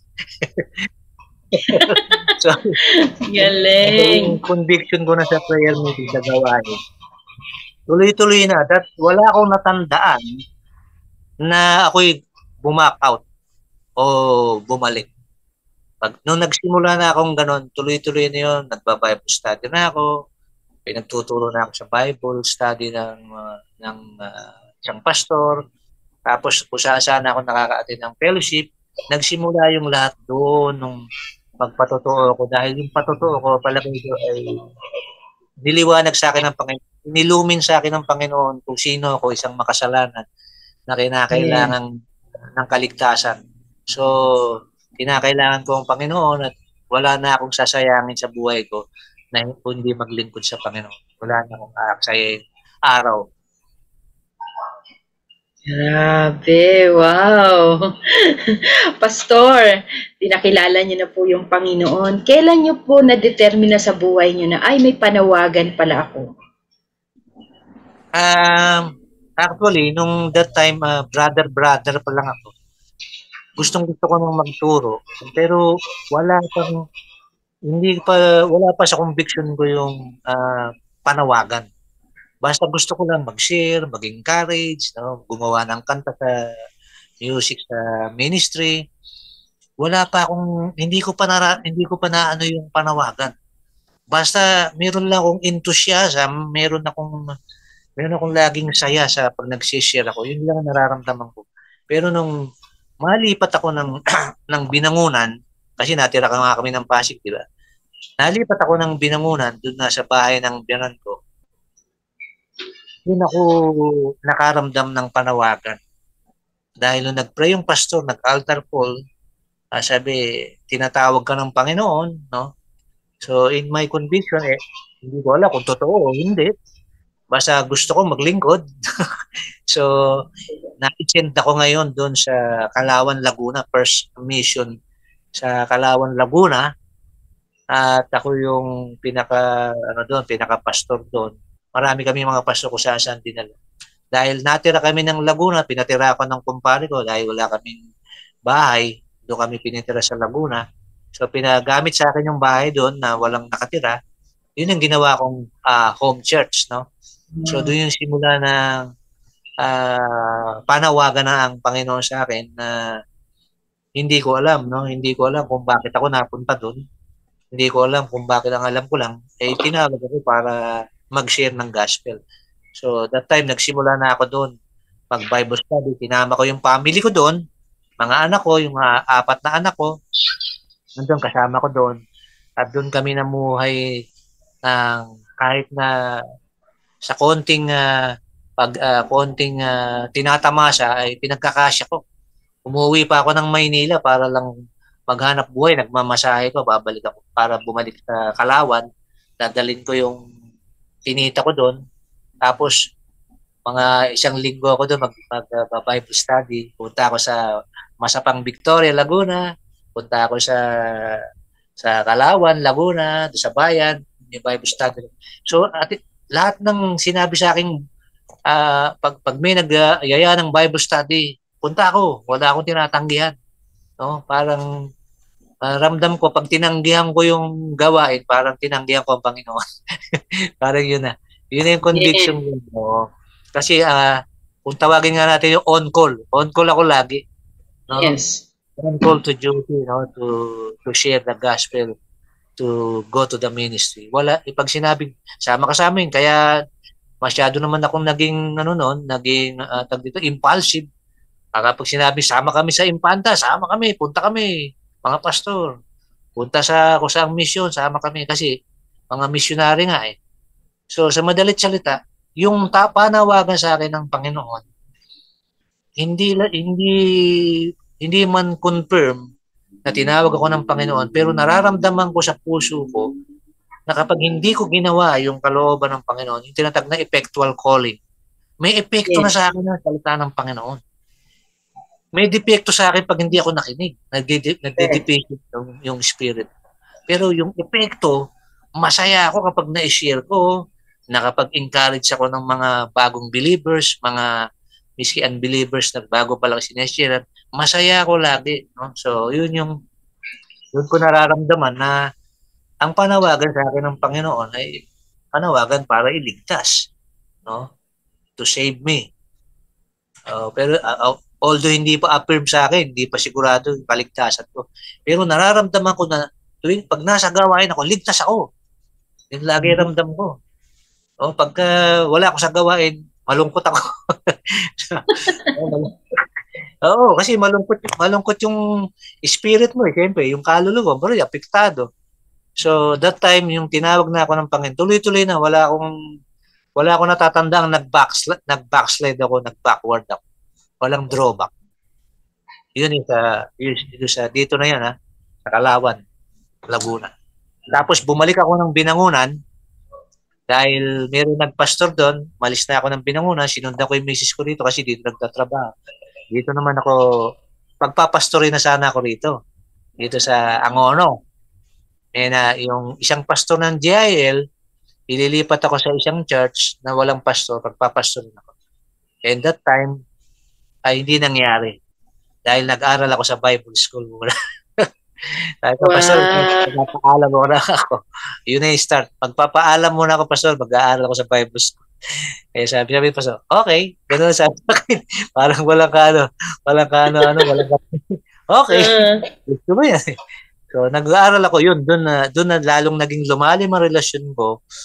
Nag-aaral ako sa, actually, lang yun, parang doctrine class, no? Pero naging malalim lalo yung relasyon ko sa Panginoon. Habang nakikilala ko, not only theologically, not only doctrinally, but relationship. Yung relationship ko sa Father is talagang intact, no? Talagang yung unity, unity ko sa Father and the Son of the Holy Spirit ay nandun. Sa madaling salita. Yun yung inimpute sa akin ng Panginoon na katuwiran at yun rebuild every day by day. Romans chapter 1 verse 17. The righteousness of God is revealed from faith to faith. Yes. That's by faith. Kaya nabubuhay na ako sa pananampalataya. Hindi ako nabubuhay sa sarili ko. Sa diskarte. No? Although may dala pa rin akong diskarte, pero kung hindi mag-manifest, kung hindi mangyari, let thy will be done. Yes. Maganap, di ba? Hindi na yung kalooban natin. Sa madalit salita, yun yung to complete trust in the Lord. Kahit ano effort mo, ang Panginoon ang gagawa niya, it will come to pass. Yes. Siya ang magpapahintulot, siya ang gagawa. Siya ang magpapatupad. Nagpaplano tayo, siya nagpapatupad. So, yun yung kalooban ng Panginoon. Kaya yung buhay ko ngayon yung completeness ng buhay ko is to trust the Lord. No? And do good. Diba? So, ganun. So, nung tinawag na ako, after ng Bible school ko, ayoko pa rin magpastor. Sabi ko, assistant lang ako. Pinagbobotohan na nga kami. Sino sa inyo magpapastor? Ayoko, assistant niya lang ako, siya lang pastor. Jonah ka, pastor, Oo. Jonah. Alam mo talagang, literally, dinala ako sa taas. Dinala ako sa taas na wala akong kamalay-malay. Parang sinipa ako. Oo. Parang kick out ang dating. Yung pala, sinunda ko ng Panginoon doon. Ayaw mo magpastor, O, doon, dinala ako sa taas. Doon ako inordain na pastor. I have chosen I have called you. It's not my choice, di ba? Sabi ng Bible, di ba? John 15, you didn't choose me. I chose you that you should bring forth fruit and your fruit should remain. Yes. Napili yung bunga. And hindi na ako pastor. Yung Panginoon pumili sa akin, wala akong magawa. Hindi ako na-trap, Kinulong ako ng Panginoon doon. Wala akong magawa. Walang pastor doon. Ikaw pastor diyan. Doon sa mahabang parang Angono. Oh, doon ako una pastor. Yun. Wala na akong magawa. Hindi ko na pwede sabihin. Ayoko magpastor. Hindi pwede. Dahil wala ibang pastor dito. Hindi ikaw. Ikaw lang. Ikaw lang. Wala iba rito. So, sa madaling salita ay doon ko na-affirm o na-confirm my calling. Diba sabi ng 1 Peter chapter 1 verse 10, 2 Peter, be diligent to know your election and calling, sure. If you know this thing, sabi ron, you will not fail. Walang failure. Pag alam mo yung bagay, pag alam mo yung panawagan mo, pag alam mo ligtas ka, una, ligtas ka. Pangalawa, yung panawagan mo, nung iniligtas ka ng Panginoon. Siyempre, lahat nililigtas ng Panginoon. Pwede naman lahat tinatawag na pastor. Hindi naman lahat tinatawag na, di ba? Kanya-kanyang panawagan niya. Basta mahalaga, alam mo yung panawagan mo sa Panginoon. Amen. Wow, grabe mga kaabangers. Are you still there? Ayan, sabi ni Brother Clifton Manila, Amen. Let God be the first. At sabi naman ni Sister Felisa Repelente, kilala niya po siya? Sabi niya, kapag si Lord ang kumilos, wala po kayong magagawa. Totoo yan. Kapag ang Diyos ang tumawag sa iyo, di ba? Talagang hindi ka pwedeng tumanggi. Di ba? Sabi nga sa Panginoon, walang pilitan, pero walang tanggihan. Oo. Ilalagay ko sa bagyo na walang pilitan, Pastor, pero walang tanggihan, di ba? At saka totoo naman, di ba? Nang tinawag, kapag ang Diyos ang tumatawag sa atin, di ba? Taya siya. Siya ang taya. Wala tayong dapat alalahanin. Yun yung sinasabi. Bakit ako mag-aalala, di ba? Sagot ka ng Panginoon dahil ang Diyos ang tumawag sa'yo, sagot ka niya. Kaya nga tinawag tayo, sabi ng Panginoon, hindi na kita tinawag dito sa mundo. I have called you with an everlasting love. Tinawag kita, I have called you with an everlasting, no? Everlasting love. Tinawag na ka ng Panginoon, yung everlasting love, sabihin walang hanggang pag-ibig yun, na kahit anong mangyari, hindi mag-fail yung pag-ibig ng Panginoon. Sabi ng Jeremiah 31:3. Yes. Yung loving kindness ng Panginoon, mabait ang Panginoon sa atin. Kaya yung buhay natin, nung tawagin ako ng Panginoon, yung benevolence ng Panginoon, yung good disposition ng Diyos na inilagay sa isip at puso't isip ko, nagkaroon ako ng good disposition. Yung mas konti na yung pagkakamali ko sa mga disposition kaysa nung araw na mas marami ang pagkakamali, no? Nagkakamali pa rin ngayon, kaya lang naitatama by the work of the Holy Spirit. Sabi natin, mali yung ginagawa natin. So, yung conviction. Kaya salamat sa Panginoon dahil yung pag-ibig niya ay hindi nag-fail. Yung loving kindness ng Panginoon. Kasi because it is eternal, di ba? Eternal yung pag-ibig na yan, everlasting, kaya hindi pwedeng hindi mawawala, hindi tayo iiwanan yan. Kaya yung panawagan sa akin ng Panginoon ay patuloy na diligently, inuunawa ko, yung lalim na lang, yung lalim. Anong lalim, no? Sabi ng Bible. Minsan ay paparanas tayo ng affliction or adversity, o yung sabihin, minsan yung pagpalo, pag di tayo sumusunod. Challenges. Oo, pero yung pagpalo yun, may mga stripes, no? Sabi ng Psalm yun, di ba? Verse 7:14. Sabi niya, I will be your father, you will be my son. If you commit iniquity, I will chasten you with the rod of men. Sabi ron, but my mercy will not depart of it as I took from Saul. Hindi mawawala yung mercy. Sabihin yung awat habag. Dahil yung eternal love ng Panginoon will not separate us. Nothing can separate us from the love of God. Kaya yung panawagan sa atin ng Panginoon, noon pa yun, tama, sabi mo nga kanina, ang pag-ibig ng Diyos hindi siya ngayon lang. He for love us. Bago mo siya mahalin, He for love us. He first love you before you love Him.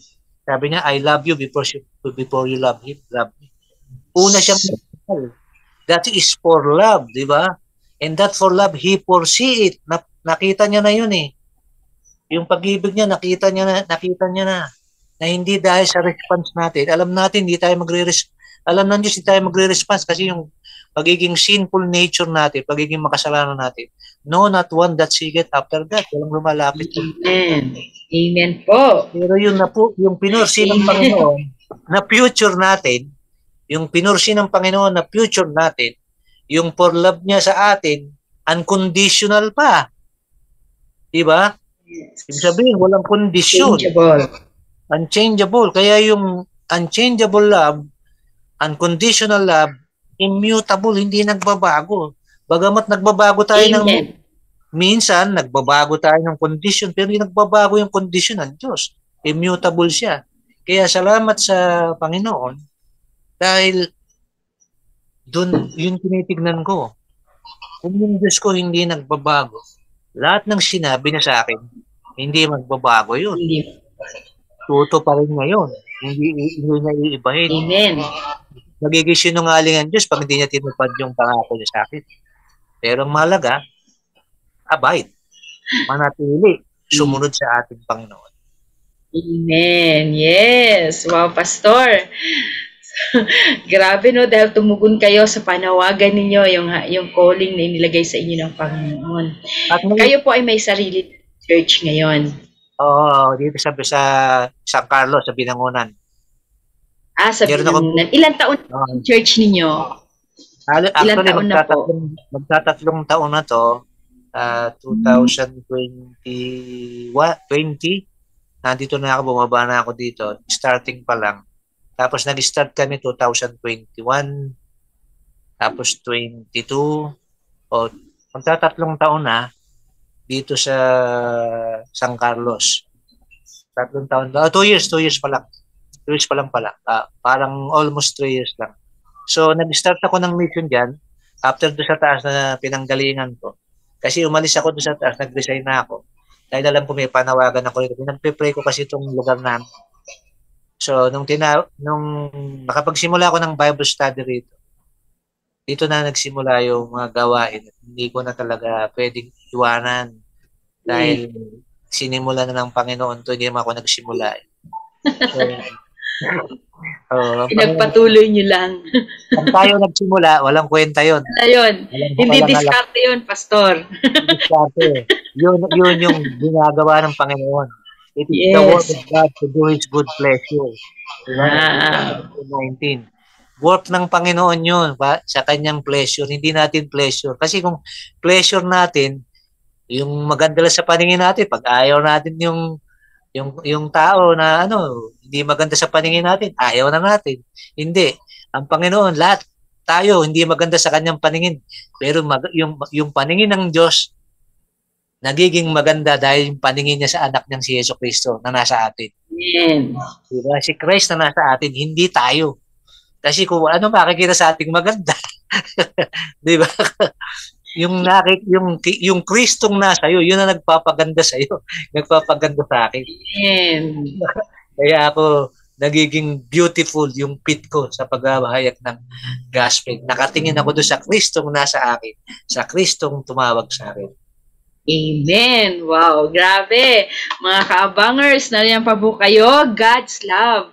At sabi nga, Pastor, di ba, tayo ay mahal ng Diyos, kaya ang Diyos naglagay din siya ng mga tao na nagmamahal sa atin. Kaya ngayon, meron po kaming sorpresang inihanda para sa inyo. Ayan. Kaya Gabi, ipakita mo na po kay Pastor Joel ang sorpresa na ating inihanda para sa kanya. And hello, mapagpalang hapon, Pastor Joe. Hey, Pastor Joe. Yes, we did it. You did it. Ayan. Relax ka lang. This is Daily Life Sharing. Your story will have a very big impact dito sa Rizal. So, Pastor, just to let everybody know, si Pastor Joe ay naging classmate ko nung college. We are major in marketing. I was new on that, and then naging kaklase ko siya. One of the major subject in marketing. Yes, and then nakita kami sa Rizal dito. Nung lumipat kami, and then we see once. Ayan. So, now, tagumpay ang Panginoon sa buhay mo, Pastor Joe. Pastor Joe, God bless. Hindi tayo masyado nagkakausap, pero ito yung connection ng banal na espiritu is to reach you out, makilala namin at malaman namin ang pinaglilingkuran mong Panginoong Jesus. Yan. So, siguro magkikita tayo after this. Yeah. So, God bless. And enjoy the daily life sharing. It's your testimony. It's for the Lord. Amen. God bless. Amen. Wow, Pastor, yan yung sinasabi ko sa iyo kanina na nasa Kaabanger. Sige, Pastor. Oo. Ano po ang masasabi ninyo sa inyong former college classmate? Actually, si Samuel, huli kami magkita niyan, galing siyang Saudi. At that time ay mayroon pa siyang problema sa kanyang family at pumunta pa ako doon, nag-Bible study pa ako doon. At sabi ko, huwag ka mag-alala. Sabi niya, maaaring kaya nangyari sa iyo to, panawag na sa iyo ng Panginoon to. At yun yung prayer ko, dinama pa na ako sa Maynila. Tapos naghiwalay kami, hindi na kami nagkita, pero naniniwala ako, sabi ko, kung tinatawag talaga siya ng Panginoon. Yan nga, nabalitaan ko na lang, nakita ko siya sa online, na nag-share na siya. Sabi ko, si Samuel nag-share, sabi ko, praise the Lord. I do believe, sabi ko, pati yung misis niya kasama, nakita ko rin yung misis niya, kasama niya na sa Panginoon. Kaya totoo talaga, yung panawagan ng Panginoon sa atin, if it will change our disposition sa buhay. Lahat ng disposition natin, papalitan ng Panginoon. Incline to do what is good and what's for the glory of God. Yung inclination natin dati sa mundo, ngayon incline na tayo to do what is good and for the glory of God. So yun yung nakita ko kay Brother Samuel ngayon, kung tatawagin ko, my former classmate, no, dati kong kakasama yan. Yan eh, low waist yan, lagi yan. Lagi nakasukbit sa bulsa niya yung Katleya notebook. Pagkatapos yayayain namin yan sa labas. So I'm glad to see Brother Samuel.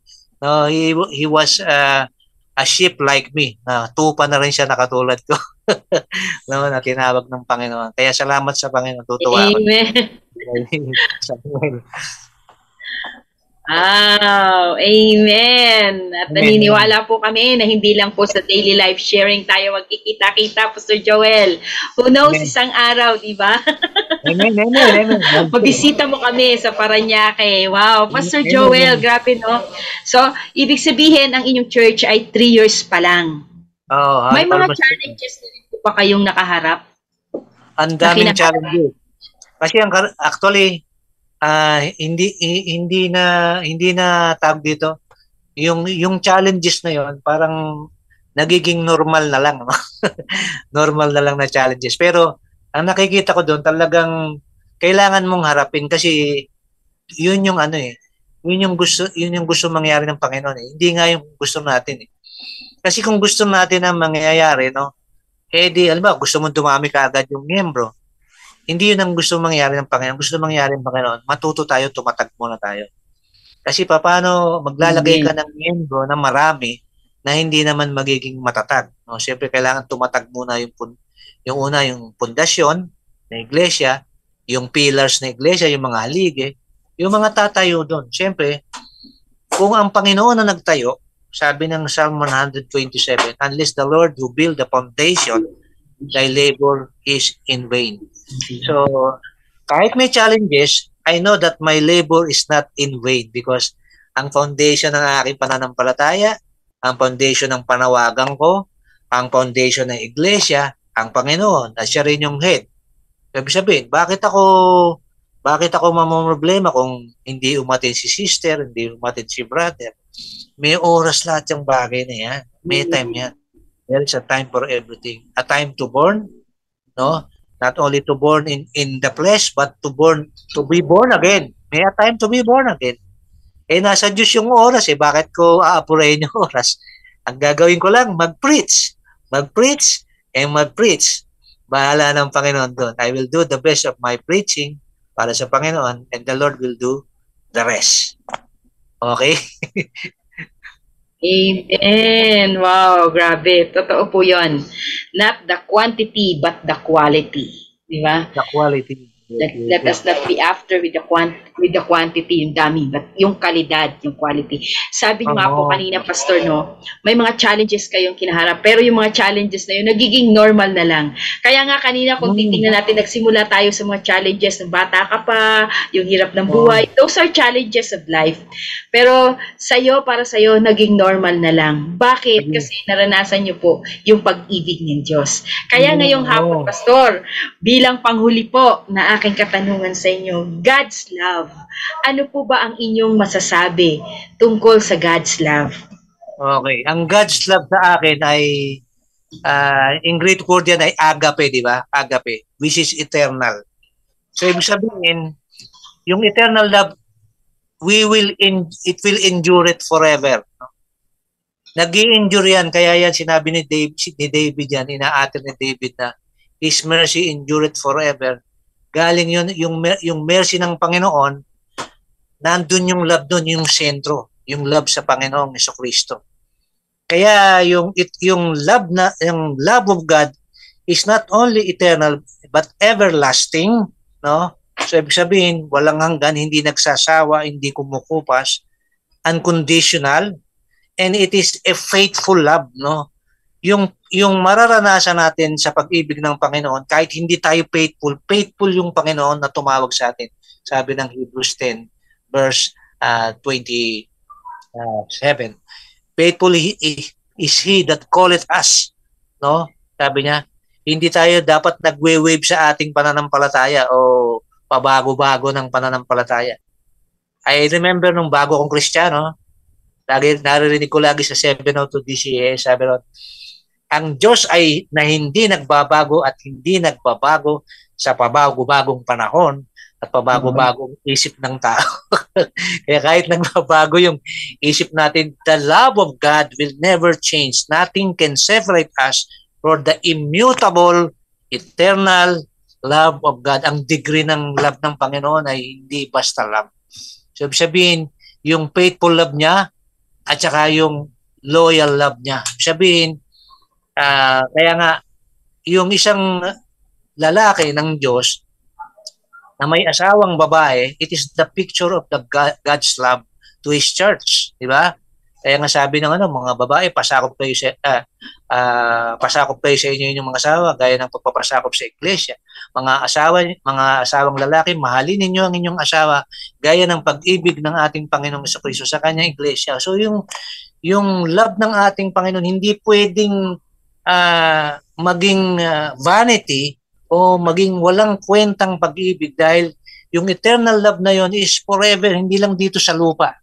Na-exercise natin dito sa lupa, kahit mawala tayo dito sa lupa, kahit kunin tayo ng Panginoon, pero yung eternal love na hindi isi-separate ang kanyang mga minamahal. Kaya yung love ng Panginoon, which is God's love, it is a love which is unfailing, which is unconditional, at hindi ito common. Hindi siya common. It is uncommon love, no? Particular sa mga nagmamahal sa Diyos. Kaya yung mga nagmamahal sa Diyos, unconditional love din yan. Hindi niya minamahal yung kapatid niya sa pananampalataya dahil nasambud lang. Dahil nagsasabi na, ang ganda mo, sister. No? Ang bait mo. Paano ka nakasimangot na sa'yo? Mahal mo pa rin ba siya? So yung the love of God shed abroad in our heart, inilagay sa ating puso, unconditional yun. Hindi tumitingin sa kondisyon ng tao. Kaya yung love na yon, which is unconditional, is God's unconditional love for His people. Tandaan natin, hindi nga tayo kaibig-ibig sa Panginoon. Pero nauna yung pag-ibig ng Diyos para patawarin tayo. Diba? Yung forgiveness. Kaya yung forgiveness mo, eternal din yun. Kasi pagka ngayon ka lang pinatawad, tapos bukas hindi ka na patatawarin. Kaya nga sabi nga, yung righteousness ng Panginoon, sabi niya, if we confess our sins to the Lord, He is faithful and just to forgive our sins and cleanse us in our righteousness. That is the faithfulness of God. It is a relationship. God's love is a relationship, eternal relationship. Relasyon yan, ibig sabihin, hindi pwedeng matanggal para sa mag-asawa. Yung mga mag-asawang naghihiwalay, hindi nila naintindihan yung covenant ng kasal. Yung covenant ng kasal, nakipagkasundo sila sa Diyos na hindi nila iiwan ang kanilang asawa till death do us part because isa sila, hindi sila dalawa, isa sila. So yung Panginoon at tayo, isa. Pinag-isa tayo, yung pag-ibig ng Panginoon, ito yun, last, the God's love unite us. It is the unity of God to men. Yun yung God's love. Nakipag-unite ang Diyos sa isang makasalanang tulad ko, pinatawad ako, at nakita ko, ganun ang pag-ibig ng Diyos, kaya ibinigay niya si Kristo. At siya pa, ito pa, hindi lang tayo ni-union. Siya ang nagbayad ng ating mga kasalanan. Di ba? Yun ang pag-ibig. Hindi ka hinihinga ng bayad. Hindi ka hinihinga ng sukli. Siya ang gagawa. Siya ang nag-initiate. It is an initiate His love. Kaya yung eternal love ng ating Panginoon ay masasabi ko na sufficient. Sufficient, abundant, at exceedingly. Yan yung isang magandang sa eternal love. Exceedingly. Higit pa sa sapat-sapat, sobrang pagmamahal. Imagine kung di sobrang pagmamahal sa atin ng Panginoon. Nagagalit na sa mga ginagawa natin pag nagkakamali tayo pero pinakakain pa rin tayo. Binubusog pa rin tayo araw-araw. Di ba? O hindi ba eternal eh? Kasi yung pangako niya hindi niya pwedeng baguhin eh. Kaya yung eternal love ng Panginoon, it is a covenant of His love. Ito ay kanyang kasunduan. Pag sinabing covenant, yung kasunduan niya yan, katulad ng covenant niya kay Noe, yung rainbow na hindi niya nagugunawin ang mundo sa pamamagitan ng rainbow, ipalatandaan ng kanyang covenant. No? Kaya yung pag-ibig ng Diyos, it is a covenant. The everlasting love, the eternal love is a covenant. Kaya yung covenant na yan, ang daming significance. The truth of God's truth is the eternal love of God is everlasting, unconditional.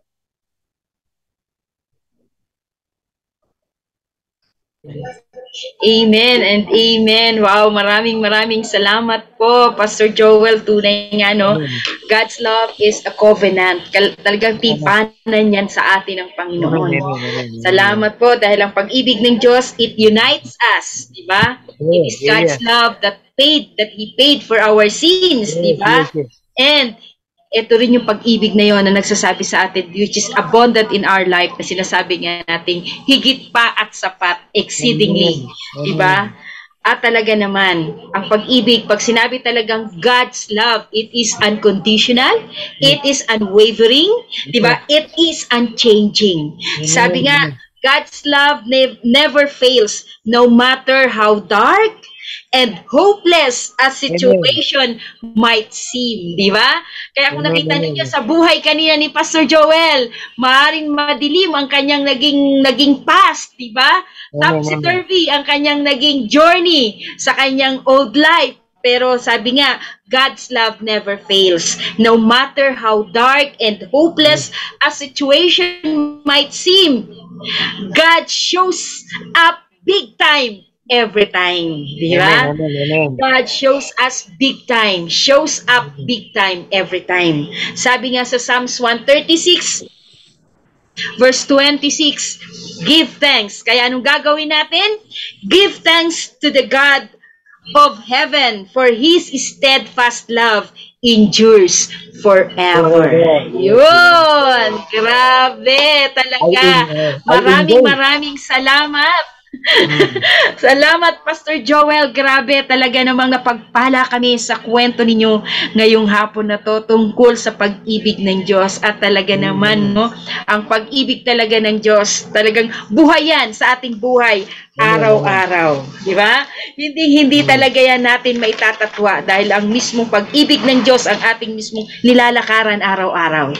Kaya tayo may lakas, kaya tayo may hininga, kaya tayo may pag-asa sa bawat sitwasyon na meron tayo dahil yan sa pag-ibig ng Diyos. Ayan, mga kaabangers, maraming salamat po, Pastor Joel. Bago po tayo maghiwa-hiwalay, maaari po ba namin kayong mahingan ng panalangin para po sa ating mga manonood? Okay, let's pray. Panginoon naming Diyos, salamat po sa programang ito, sa Shared TV Live, Panginoon, na patuloy na ipinopropagate ang iyong salita, ang iyong kabutihan, ang iyong katwiran at yung kalwalatian mo, Panginoon, sa buhay ng lahat ng mga tinawag mo. Salamat po, Diyos, at nawa ang istasyong ito, Panginoon, ay maging bahagi lagi, O Diyos, ng kaligtasan, bahagi lagi ng encouragement, bahagi lagi ng kaliwanagan, Panginoon, sa buhay ng mga taong natirinlan. Katulad namin, dating madilim ang aming mga buhay, ngunit ngayon ay nakakilala ang aming madilim na buhay naging maliwanag dahil sa pamamagitan ng pag-ibig mo, Panginoon, sa amin, ang walang hanggang pag-ibig, O Diyos, ay pinangako mo sa mga nagmamahal sa iyo. Salamat, O Diyos, maging sa kapatawaran ng aming mga kasalanan na kung saan ay hindi na namin babayaran ito, Panginoon. Bagkus ito'y binayaran mo, Panginoon, at wala kahit anong sentimo, wala kahit anong halaga kaming ibabayad. Sapagkat hindi namin kayang bayaran ang kaya mong bayaran, lalong-lalo na aming kasalanan. Salamat po sa kapatawaran ng aming kasalanan at salamat din po sa lahat ng binubuo kay Pastor Jong, kay Pastora May at kay Ate Dali, Panginoon. Salamat po sa kanyang buhay na patuloy po i-flourish mo, Panginoon. Sa katulad ng sinasabi ng Psalm chapter 1 verse 3, like a tree that planted in the rivers of water, that it is always flourish every days of our life, Panginoon. Salamat, O Diyos. Ganun po ang mga buhay namin, gamitin mo sila Pastor Jong, si Pastora May, si Ate Sally, lahat ng mga binubuo, Diyos, ng Shared TV, Panginoon. Pagpalain mo po sa sila sa kanilang layunin sa pagkatalam namin, Panginoon, na ang layunin ng gawain ito ay para maipalaganap at para ma-share ang kabutihan mo, Panginoon, sa bawat nagmamahal sa iyo, Panginoon. Sa lahat ng tao, kahit hindi nagmamahal, O Diyos, sa iyo, ay mabuti ka pa rin. Salamat po. At ito po ang aming dalangin sa pangalan ni Jesus. Amen. Amen, amen, and amen. Maraming salamat po, Pastor Joel, sa pagpapauna po ninyo na kayo po ay aming ma-interview sa aming pong daily life sharing. Thank you po and God bless you po. Ayan. God bless. Bangers, maraming salamat sa inyong pagsubaybay sa ating segment ngayong hapon na to. At bukas po muli ay tayo magkita-kita pong muli at muli tayo ay mapagpala sa mga bagong kapahayagan ng ating Panginoon. Magkita-kita po tayo muli bukas sa Daily Life Sharing, Real Life, Real Talk, Real Life Talk, alas 2 po ng hapon hanggang alas 4. At ang ating pong tema bukas ay Embrace Your Assignment. Ayan. See you all tomorrow, mga kabangers. God bless us all and we love you.